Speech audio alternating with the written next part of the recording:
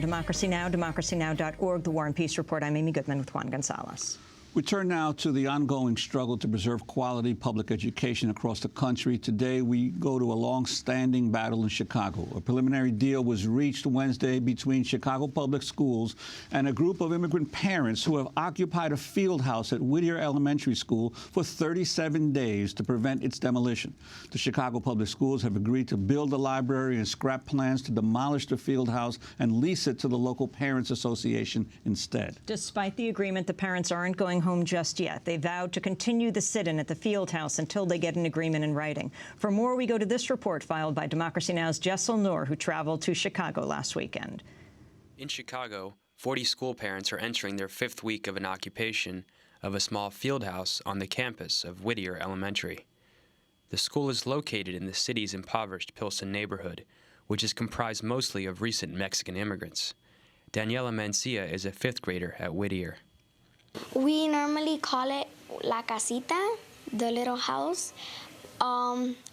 We do a lot of things here. The moms know, they learn their GEDs, they earn them, they teach them how to sew, they teach them how to make bracelets, and this casita is really powerful because they use it for lots of things. An assessment commissioned by the Chicago school system found the building unsafe for public use and put the cost of demolition at over $350,000.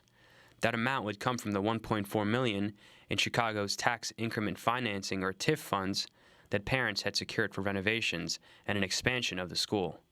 Daniela's mother is Cecille Gonzalez, a vocal member of the community. The school, there's been a fight for 7 years.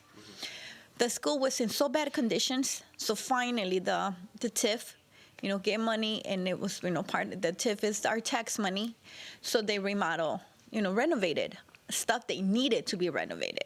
It wasn't like a luxury. It needed to be renovated. If you would have seen this place before, oh my God, it was bad. The parents became skeptical of the school system's claim when they learned the decision to demolish the field house was made prior to their structural assessment. The community commissioned an independent assessment which found the building in, quote, good condition, with only the roof needing repair. Whitter is one of 160 Chicago public schools without a library.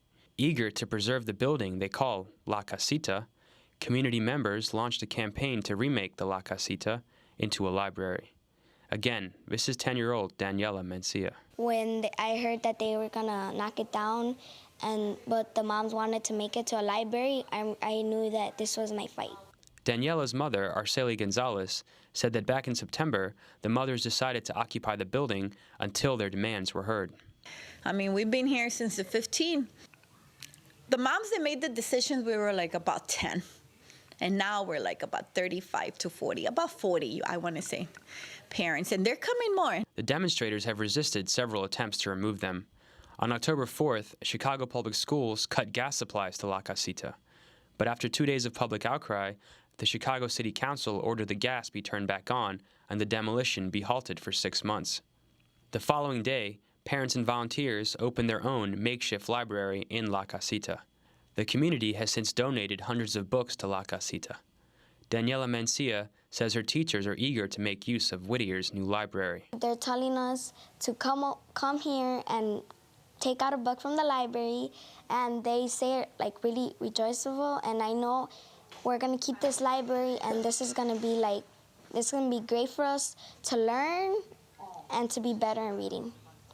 Chicago community organizer Carolina Gallete, who has been working in the Pilsen community for 5 years, says the struggle goes far beyond Whitter Elementary and building a library there. This fight here at Whitter is not just about Whitter. It's about really taking a stand and defending public education. President Obama's education secretary, Arne Duncan, was the head of Chicago Public Schools from 2001 to 2009. Through direct mayoral control of the school system, he oversaw a program known as Renaissance 2010. It aimed to close 60 public schools and replace them with more than 100 selective charter schools. Gallete says these policies resulted in the crisis that neighborhood schools like Whitter are now facing. This has been in effect for already 10 years here in Chicago, and this, when you go to communities where there's no public schools, and those are the communities with a high crime rate, we cannot separate the really drying people of resources, and then expecting a community to flourish when you're taking away the schools. Children don't have access to education. And I think that has been the effect of Renaissance 2010. When a group of mothers from Pilsen, economically challenged immigrant community, have to sit in for 25 days to get a library. That is insane. Today, Arnie Duncan is overseeing a push by the administration to aggressively expand charter schools and mayoral control across the country through programs such as Race to the Top. I think this is a call out for all the other cities that are asking for mayoral control in order to get extra money with the Race to the Top. Don't do it. Fight it tooth and nail. At the end of the day, it is the worst thing that has happened to Chicago. It is the worst thing that has happened to public education. The parents are in negotiations with Chicago Public Schools over the future of La Casita. They have vowed to continue the occupation until the school system agrees to allow Whittier to keep its new library. Chicago Public Schools did not respond to interview requests for the story. Araceli Gonzalez says she hopes the Whittier struggle can serve as a model for other communities. You know, we need to step up and do something about it, and this is what we basically did for our community. And I hope it goes on, and those other schools, they need stuff, they have the courage, and they could say, the Whittier moms did it, so we can do it too. For Democracy Now!, this is Jaisal Noor in Chicago. And special thanks also to Nicole Hummel. For more on the story, we stay in Chicago with Cecille Carroll, community organizer and co-director of the group Blocks Together. Juan? Well, Cecille Carroll, this is almost like a Republic windows and doors struggle for education, public education. Could you talk about what the parents have decided with this latest offer from the Chicago school officials to end the standoff? Well, I haven't been with the parents in the last couple of days. I've actually been in Washington, D.C., working on some facility stuff for the greater Chicago area.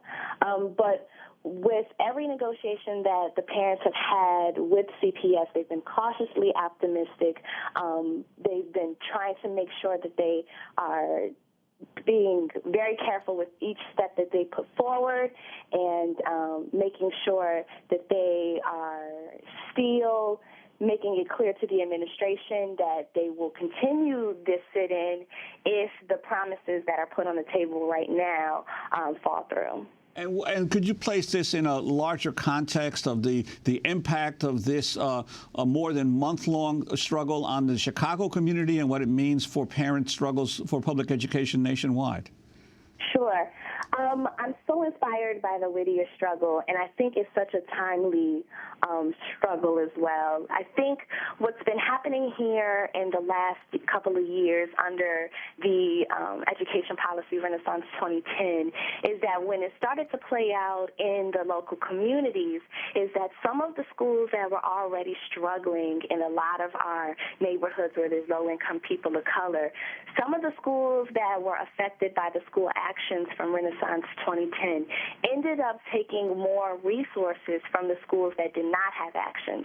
So you'll have a community, let's say there's 20 schools, and 5 of those schools have some type of school action, a turnaround, a closure for a charter, a consolidation of a school to another one. And what happened was that the other schools that didn't have these school actions ended up not having any resources, and Whittier is a clear example of that.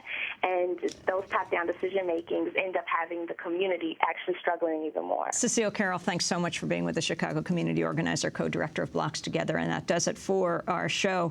I'll be speaking in Baltimore tomorrow night, 7 o'clock at Enoch Pratt Free Library. Go to our website. Happy birthday to Robbie Karen. Democracy Now! Produced by Mike Berkshire, Hoda Caduce, Anjali Kamat. I'm Amy Goodman with Juan Gonzalez.